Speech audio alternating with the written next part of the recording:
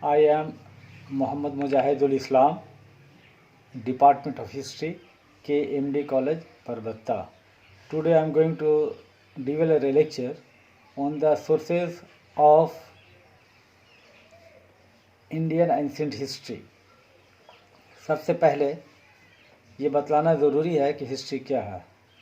History is a dialogue between the past and present. इतिहास उन घटनाओं को कहा जाता है जो भूतकाल में घटनाएं घटी हैं और तथ्य के आधार पर इतिहासकार उसे सिलेक्ट करते हैं और उसका निर्माण करते हैं. इसी को हम इतिहास कहते हैं. अब प्रश्न ये उठता है कि प्राचीन भारतीय इतिहास का अगर हम अध्ययन करना चाहते हैं तो उसके लिए कौन सी ऐसी रचनाएं हैं जिसका अध्ययन करना हमारे लिए ज़रूरी है. अदरवाइज इसके अध्ययन के बगैर हम प्राचीन भारतीय इतिहास का सही तरीके से न अध्ययन कर सकते हैं, न जानकारी मिल सकती है और न इसका पुनर्निर्माण कर सकते हैं. तो प्राचीन भारतीय इतिहास के स्रोतों के संदर्भ में ये बात कही जाती है कि स्रोतों का अभाव है. और कुछ इतिहासकार ऐसे हैं जैसे Fleet, Smith, Elphinstone, Majumdar, R S. Tripathi. ये कहते हैं कि प्राचीन काल में भारतीय लोगों का ऐतिहासिक लेखन में या हिस्टोरिकल राइटिंग में उनकी कोई रुचि नहीं थी. और दूसरे ग्रुप जो हिस्टोरियंस के हैं वो ये कहते हैं कि historical writing of historical sense की कमी थी. अलबेरूनी वो ये कहते हैं कि जब हिंदुओं से ऐतिहासिक घटना के क्रम के संबंध में जब कोई बात पूछी जाती है और जब उसका वो सही उत्तर नहीं दे पाते हैं तो वो मनगढ़ंत बातें करने लगते हैं और वो आउट ऑफ ट्रैक हो जाते हैं. लेकिन जब हम प्राचीन भारतीय इतिहास के स्रोतों पे जब हम नज़र डालते हैं तो हम देखते हैं कि उत्खनन से प्राप्त सिक्के, उत्खनन से प्राप्त भवन हमारे साथ मौजूद हैं. और जब इनका हम स्टडी करते हैं तो हम पाते हैं कि कॉइन के ऊपर जो चित्र अंकित हैं, जो डेट्स लिखे हुए हैं, वो प्राचीन भारतीय इतिहास के लेखन में हमें काफ़ी मदद कर सकते हैं और ये बहुत ही ज़्यादा इम्पोर्टेंट स्रोत है. उसी प्रकार मोहनजोदड़ो और हड़प्पा में खुदाई से जो चीज़ें मिली हैं या अन्य स्थानों पे खुदाई से उत्खनन से जो चीज़ें प्राप्त हुई हैं वो प्राचीन भारतीय इतिहास के लिए एक बहुत ही इम्पोर्टेंट सामग्री उपलब्ध होता है. साथ ही ये बात सही है कि कोई एक ऐसी रचना हमारे सामने मौजूद नहीं है जिसे हम कह सकें कि पुण्यता प्राचीन भारतीय इतिहास पे प्रकाश डालता है.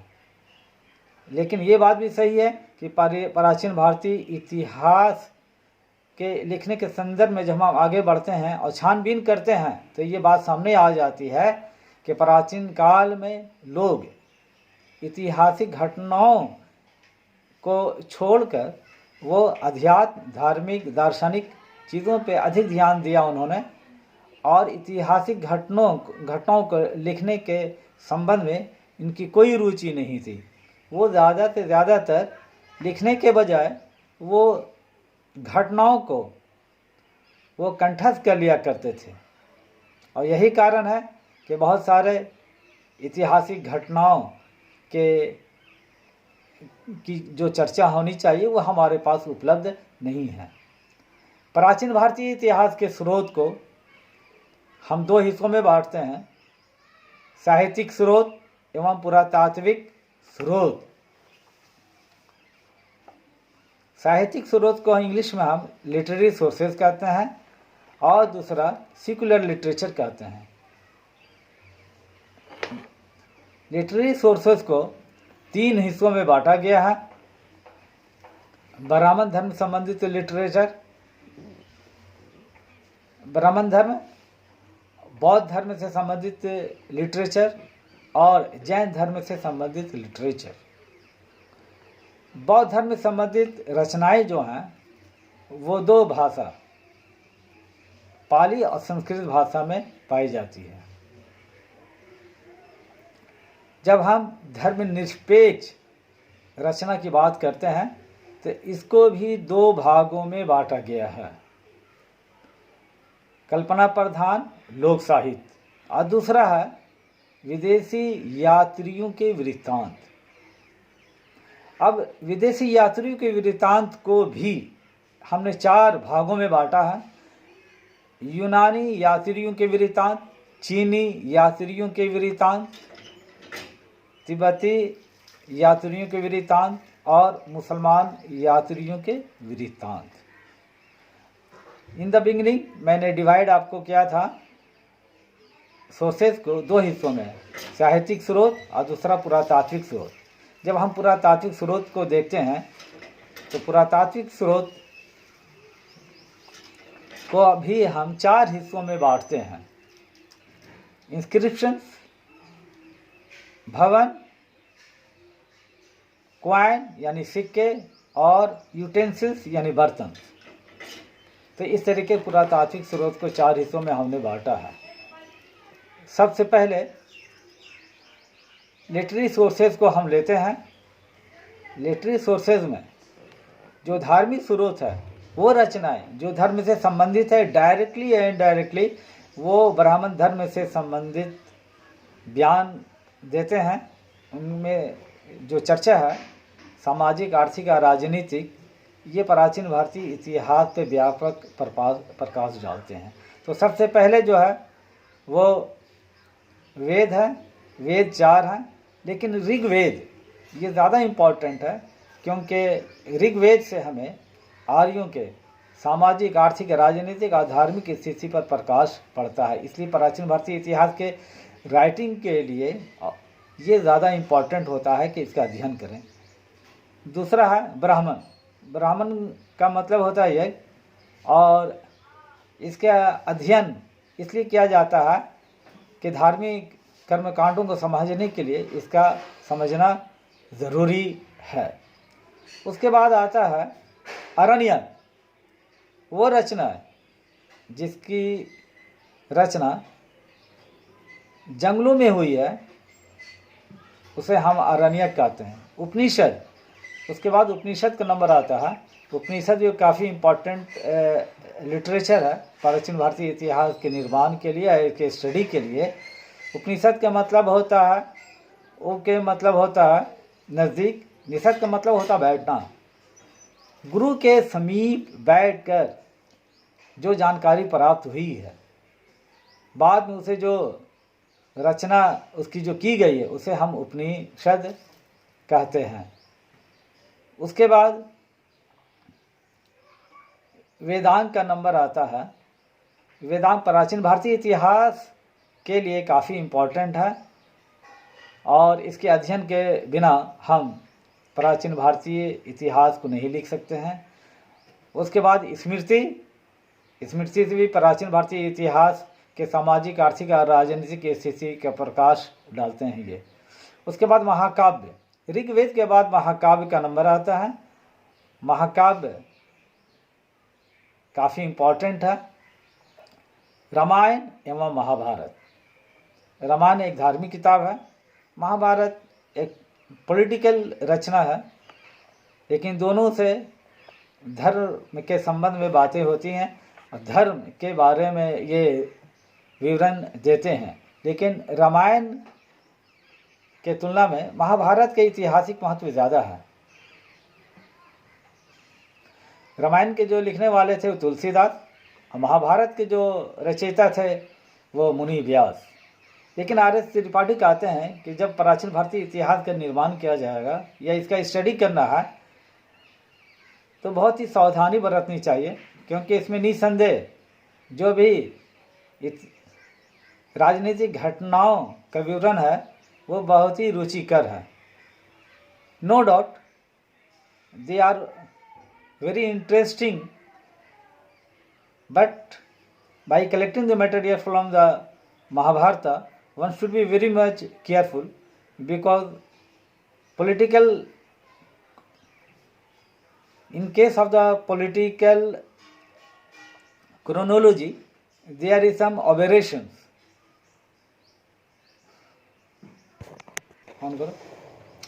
पुराण प्राचीन भारतीय इतिहास के स्टडी के लिए काफ़ी इम्पोर्टेंट है। इसकी संख्या 18, लेकिन 5 काफ़ी इम्पोर्टेंट है। पुराण के संबंध में आर.एस. त्रिपाठी कहते हैं कि ये अन्नकूप में एक आलोक रश्मि है। When there is no material, certainly it provides some material for the study of ancient Indian history. उसके बाद फिर आता है बौद्ध धर्म से संबंधित रचनाएं। बौद्ध धर्म से संबंधित जो रचनाएं हैं वो पिटक हैं। पिटक 3 हैं, विनय पिटक, सूत्र पिटक और अभिधम्म पिटक। विनय पिटक में मठों के अंदर रहने वाले जो भिक्षु हैं उनके लिए इम्पोर्टेंट डायरेक्शंस हैं, और अभिधम्म पिटक और सूत्र पिटक ये दोनों ऐसे एक में सार दिया गया है, और एक में महात्मा बुद्ध की जो शिक्षा है उसको फिलोसफिकल अंदाज में पेश किया गया है। उसके बाद जैन धर्म से संबंधित जो रचनाएं हैं वो भी धार्मिक रचना है, लेकिन जैन धर्म से संबंधित जो भी बातें की गई हैं वो डायरेक्टली या इनडायरेक्टली प्राचीन भारतीय इतिहास के सामाजिक, आर्थिक, राजनीतिक विशेषताओं को भी वो हमारे सामने वो रखते हैं। जब हम सेकुलर लिटरेचर की बात करते हैं तो सेकुलर लिटरेचर को 2 हिस्सों में बांटा गया है। एक वो लिटरेचर जो कल्पना प्रधान है, लोक साहित्य है, और दूसरा विदेशी यात्रियों के वृत्तांत। तो कल्पना प्रधान आलोक साहित्य में सबसे पहले जो आता है वो अर्थशास्त्र है। इसे चंद्रगुप्त मौर्य के प्रधानमंत्री चाणक्य ने 4वीं शताब्दी में लिखा था।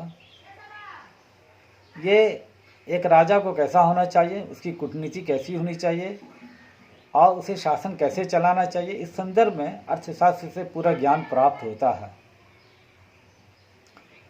उसके बाद कालिदास की रचनाएं। कालिदास ने जो भी रचना की है वो प्राचीन भारतीय इतिहास पे वो रोशनी डालते हैं। उसके बाद जब हम आगे बढ़ते हैं वो है पृथ्वीराज रासो, यानी पृथ्वीराज के शासन काल में और उसके साम्राज्य के संदर्भ में हमें पता चलता है। उसके बाद दूसरा लिटरेचर जो है गार्गी संहिता, पृथ्वीराज रासो और अन्य लिटरेचर हैं जो प्राचीन भारतीय इतिहास के अध्ययन के लिए बहुत ज़रूरी हो जाता है। उसके बाद जब हम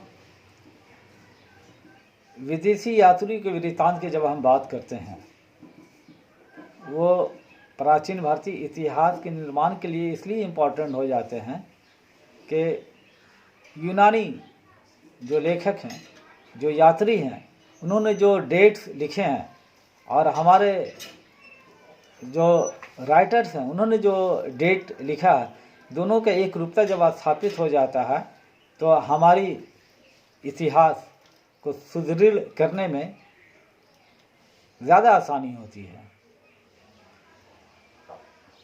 विदेशी यात्रियों के जो वृत्तांत हैं उनमें सबसे पहले जो आता है वो यूनान के यात्री हैं, जिसमें हेरोडोटस है, नियरकस है, प्लिनी है और मेगास्थनीज का नाम भी आता है। मेगास्थनीज जो चंद्रगुप्त मौर्य के ज़माने में सिकंदर के बाद राजदूत के रूप में भारत आए थे। उन्होंने इंडिका लिखी है। इंडिका गर्चे अभी उपलब्ध नहीं है, लेकिन इंडिका में जो कुछ उन्होंने लिखा था यूनान के दूसरे लेखकों ने उनकी इस रचना से उदाहरण लिया था और उसे कोट किया था, लेकिन अफसोस की बात यह है कि वो चीज़ें इस वक्त उपलब्ध नहीं हैं। उसके बाद चीनी यात्री के वृत्तांत। चीनी यात्रियों में सुमाचिन, मतवालिन, हेनसांग और फहियान, इनकी जो राइटिंग्स है बहुत ज़्यादा इम्पोर्टेंट है और इसके बिना हम प्राचीन भारतीय इतिहास को अगर हम पढ़ते हैं तो वो इनकम्प्लीट होगा। उसके बाद तिब्बती यात्री के वृत्तांत, जिसमें तारानाथ है और उनकी जो रचना है वो बहुत ज़्यादा इम्पोर्टेंट है। उसके बाद मुसलमान यात्री जो भारत आए, इन्होंने यहाँ के समाज को देखा, धर्म को देखा, और जहाँ जहाँ वो भारत का यात्रा उन्होंने किया उसके संदर्भ में उन्होंने लिखा है। अल मसूदी, अब्दुल रज़्ज़ाक और अल बिरूनी, जो अरबी के अलावा संस्कृत लैंग्वेज भी बहुत अच्छे तरीके से वो जानता था, उन्होंने तहकीकुल हिंद लिखा है और ये बहुत ज़्यादा इम्पोर्टेंट किताब है।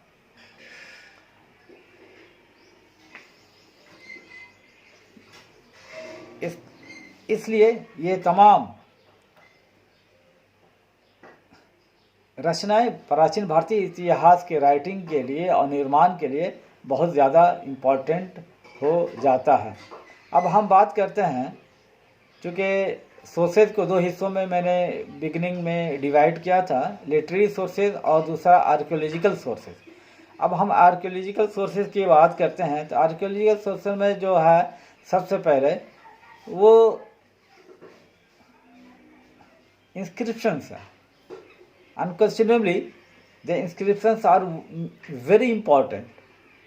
इंस्क्रिप्शंस के ऊपर जो भी खुदे हैं, जो भी पिक्चर्स हैं, जो भी राइटिंग्स हैं, वो जूं के तूं राइटर के सामने रखे जाते हैं और कोई भी इतिहासकार इसमें रद्द बदल नहीं कर सकता है, अपनी कल्पना को सामने नहीं ला सकता है।